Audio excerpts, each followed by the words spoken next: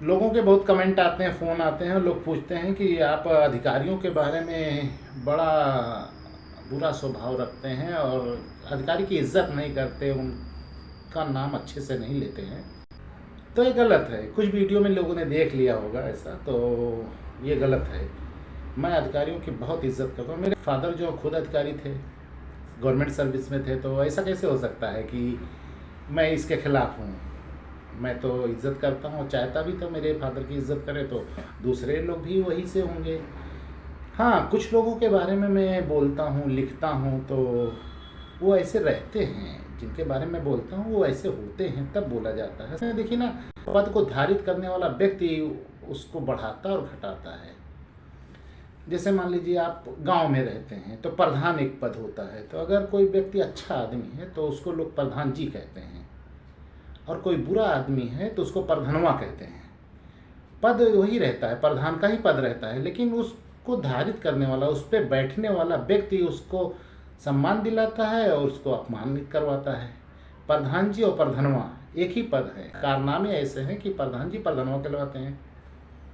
जैसे डीएम साहब डीएमओ, तो जब डीएम भ्रष्ट रहेगा, लोग जानेंगे कि पैसा लेता है, रिश्वत लेता है, गलत काम करता है, तो उसको डीएम साहब नहीं डीएमओ कहते हैं। और अगर जानते हैं कि ये अच्छा व्यक्ति है और ईमानदार है, काम करता है, तो डीएम साहब कहते हैं। तो पद तो एक ही है, लेकिन उसको धारित करने वाला व्यक्ति उसका सम्मान, मान सम्मान बढ़वाता है और उसका धारित करने वाला अपमान भी करवाता है।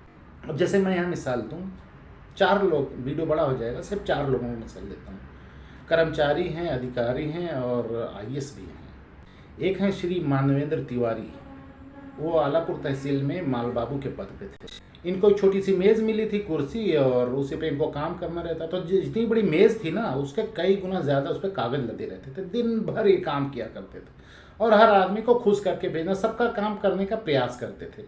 तो मैं जब इनके यहाँ जाऊँ किसी काम से, तो ये बेचारे बहुत अच्छे से बोले, भैया 2 दिन बाद आना तो आप ले लेना, परसों आना तो ले लेना, ऐसे बोलते। तो मैं इनको कुछ कहता नहीं था, क्योंकि भाई देखता था इतने काम करते हैं। तो मैं इनको काका कहूँ तो ये मुझे बेटा कहते थे कि बेटा कल आके ले लेना, बेटा परसों आके ले लेना, जो भी अब्लिक उब्लिक चाहिए रहते थे। तो ऐसे नहीं हो जाता, वो काम करते थे, उनका काम उनको सम्मान दिलाता था, तब मैं उनको काका कहता था और वो मुझे बेटा कहते थे। ऐसे थे मदन मोहन श्रीवास्तव जी, ये जिला विद्यालय निरीक्षक कार्यालय में थे। तो ये बेचारे, इनकी कभी किसी अधिकारी से जमी नहीं, क्योंकि ये ऊपर का माल नहीं कमाते थे और इनको टाइप करके लेटर बना के ले जाते थे। तो उस ज़माने में खिड़खिड़ैया वाली वो टाइप थी, कंप्यूटर नहीं, तो ये उसी पे टाइप करके डीआईएस को ले जाते। तो जैसे कोई डीआईओएस के पास प्रकरण आया तो उन्होंने मदन मोहन जी को बुला के कहा कि ये लेटर बना लाइए और ये आर्डर जारी करना है। तो ये बेचारे अपना मेहनत करके उसी खिड़खिड़ी मशीन पे बना के लेटर ले जाते, और जब लेटर ले जाए तो पता चला तब तक किसी ने सेटिंग लगा दी, कुछ लेन देन कर लिया है, फ़ोन फटा आ गया है, मतलब आर्डर चेंज करने का कोई मैटर होता तो वो कह देते कि अरे बड़े बाबू ऐसा करिए, इसमें थोड़ा चेंज कर लीजिए। तो बहुत झल्लाते थे, इतनी मेहनत से टाइप कर। कंप्यूटर का होता तो भाई ला के उसमें कंप्यूटर पर सब सेव रहता, एडिट कर लो। ये खिड़खिड़िया मशीन में तो सेव फिर से पूरा टाइप करना पड़ता था। कई बार ये झुंझला के लड़ जाते थे कि साहब जो फाइनल रहे बता दिया कि ये बना के दे दिया करें, आप एक एक पत्र में 20-20 बार संशोधन करवाते हैं। तो कभी जमती नहीं थी इनकी। तो इनके पास भी मैं जब जाता था तो मैं इनको काका कहता था। तो ये मुझे इतना मानते थे कि कभी कभी डांटते थे मुझे। जैसे मैं कभी कोई लेटर भेज दूं और इनको मिले ना, तो फ़ोन करके डांटते थे, ये क्या लिखे है, ऐसे चिट्ठी लिख जाती, भेज क्यों किया, राइट लेके जाओ। अच्छा लगता था, अच्छा लगता, सीखने को मिलता है। अगर हम कोई लेटर लिखें कहीं और वहाँ सामने वाला कोई उसमें बता रहा है कि इसमें ये कमी है या आपको ऐसे नहीं लिखना चाहिए, भले डांट के बता रहा है, लेकिन वो गुरु समान है, तो डांटते थे, अच्छा लगता था। इनकी भी मैं बहुत इज्जत करता था। एक अधिकारी थे, बेसिक शिक्षा अधिकारी दल सिंगार यादव, ज़बरदस्त आदमी थे। मैंने उनको हाई कोर्ट में लड़ते हुए देखा, जज से लड़ते हुए देखा। वो बंदा कभी समझौता नहीं करता, सारी फाइल खुद बनाता और खुद लेके जाता। शिक्षा विभाग में अक्सर देखे होंगे आप लोग कि सब हाई कोर्ट से ऑर्डर करा के, जितना फर्जीवाड़ा होता है कहते हैं हाई कोर्ट चले जाओ, ऑर्डर करा लो, फिर हम यहाँ कर देंगे। वो आए थे, हाई कोर्ट का ऑर्डर कुछ नहीं, उसमें सच्चाई लिख देते। कोर्ट क्या ऑर्डर करेंगे भाई, कोर्ट के एक पक्षी ऑर्डर हो जाता, कोई जाता है वहाँ रिलीफ आ जाता है। तो उसमें ये कोर्ट थोड़ी ना कहती नहीं नहीं इनको ये दे दो, कहती भाई इनको ये जो आपने ऑर्डर किया उसको हम रोक रहे हैं, आप जाके आके अपना पक्ष बता दीजिए। तो वहाँ बताना चाहिए, ये कभी जाते नहीं चोर लोग, वो जाते थे, ये अपना पक्ष लेके खड़े थे। पिटिशनर का वकील जो होता है वो अपना लड़ रहा था, हाई फाई उड़ाए हुए था अंग्रेज़ी। फिर सरकारी वकील को बोलना था, वो उसको तो हारना था तय था, वो म्यू म्यू करता, उसने कहा कि बीएसए साहब आए हुए हैं, इनको खड़ा कर दिया।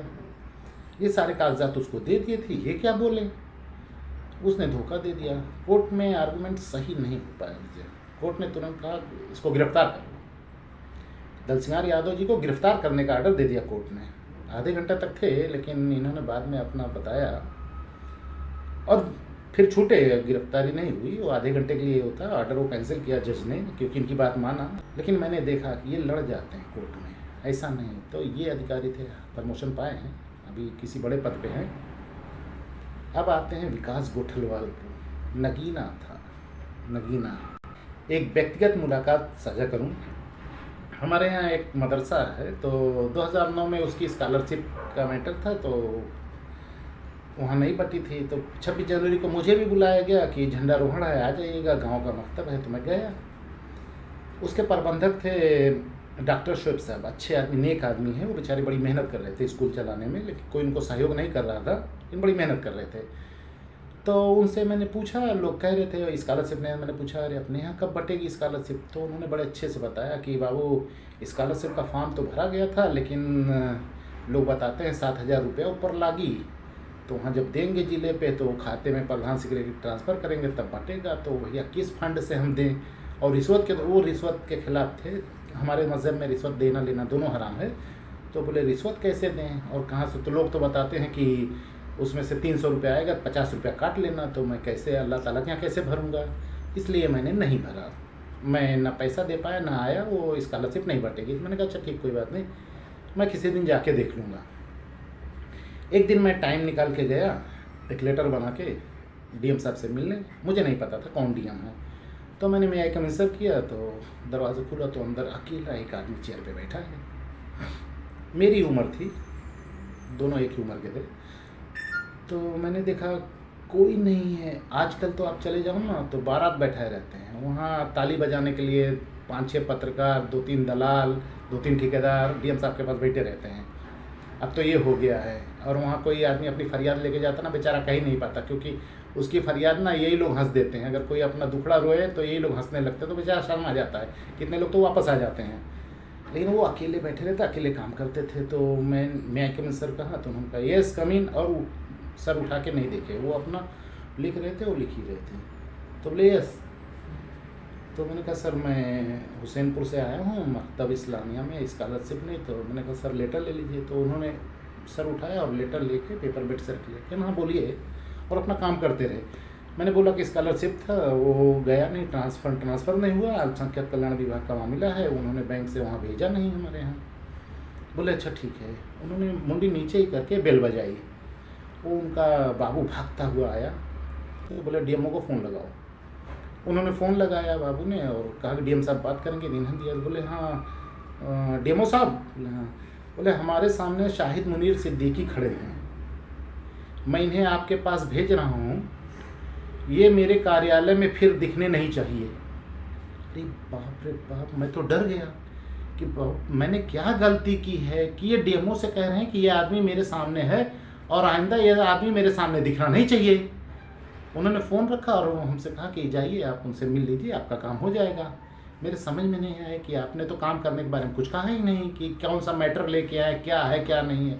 वे डायरेक्ट लेटर भी मेरा रख दिया। बोले नहीं आप जाओ, हो गया।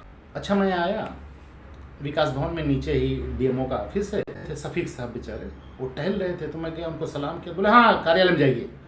मुझे भगा दिए वो। मैं कार्यालय में गया, खड़ा था। अब वो बेचारे वैसे राउंड मार रहे हैं, मुझसे कोई कुछ पूछ ही नहीं रहा है। फिर आया एक बार, तो वहाँ एक बाबू मुशीर है, तो शफीक साहब ने कहा अरे मुशीर वो शाहिद आया कि नहीं आया या क्या, कहाँ है। तो मैंने कहा सलाम अलैकुम सर, मैं ही शाहिद हूँ। बोले अरे बताना चाहिए था। मेरा हाथ पकड़ के खींचते हुए पीछे वाले रास्ते से ले गए। खड़खड़ी जीप एक थी, तो उसमें बैठाए और सीधे खड़खड़ खड़खड़ ड्राइवर के साथ शहजादपुर एक बैंक में ले गए। हुसैनपुर मकतब का स्कॉलरशिप था, ग्राम पंचायत हुसैनपुर के ग्राम निधि कोई खाता होता है, उसमें ट्रांसफ़र करवाए। फिर मुझे जीप पे बैठाए और लाके कलेक्ट्रेट और हवाई पट्टी वाले गेट पे मुझे उतारे। बोले आप डीएम साहब से बता दीजिए कि आपका काम हो गया। तो मैंने कहा सर वो मना किए हैं, मैं दिखूँ नहीं। बोले अरे छोड़िए आप जाइए। तो खैर मैं गया, मैंने कहा इनका काम कर दूँ, मेरा काम कर दिया। तो मैंने जाके वही मियाँ के सर कहा, बोले हाँ बताइए। तो मैंने कहा वो आपसे मैंने रिक्वेस्ट की थी तो आपने कह दिया मेरा काम हो गया। बोले ठीक है तब इंजॉय कीजिए, जाइए घर। तो मैंने कहा कि सर लेकिन आपने तो उनसे कहा ही नहीं था। बोले वो अपना अपना तरीका होता है, कुछ काम रहे तभी आइएगा, फालतू मत आइएगा। मैं चला आया घर, और उसके बाद मुझे बॉम्बे आना था, आगे दोबारा उनसे मिल नहीं पाया। फिर बाद में मैंने पता किया तो कई जगह उनका ट्रांसफ़र पोस्टिंग बार बार इधर उधर करते थे, उन्हें वॉलंटरी रिटायरमेंट ले लिया, क्योंकि वो किसी समझौता नहीं, उनके सामने मुख्यमंत्री वगैरह कुछ नहीं। हम जो जानते हैं हमारे पास एक किताब है, उसी नियम से चलते हैं बस। तो मैंने आज 4 आदमियों का नाम बताया, ये भी सरकारी आदमी थे। रिश्ते बदल जाते हैं, आदमी अपने व्यवहार से इज्जत करवा सकता है। वो दोनों बाबू थे, एक माल बाबू थे, एक सहायक वहायक रहे होंगे जो मदन मोहन श्रीवास्तव, लेकिन काका कहता था। किसी डीआईएस को कभी काका नहीं कहा, क्योंकि मालूम रहता है चरित्र उनका कितना खराब है, कितना पैसा लेते हैं। वर्तमान वाले की देख लीजिए, एक आध हफ्ते में वीडियो निकालूंगा कि तदर्थ अध्यापकों को वेतन पास करने में कितना पैसा लिया है। हो सकता है वीडियो भी जारी कर दूँ पैसा लेने वाला। तो ऐसे होता है। तो मैं इज्जत करता हूँ, मैं अधिकारी कर्मचारी सबकी इज्जत करता हूँ, क्योंकि सब मनुष्य हैं। कर्म अगर खराब है तो हम उसको साहब तो नहीं कर पाएंगे, बाकी नहीं तो कर्म अच्छे हैं तो हमारे काका हैं, चाचा हैं।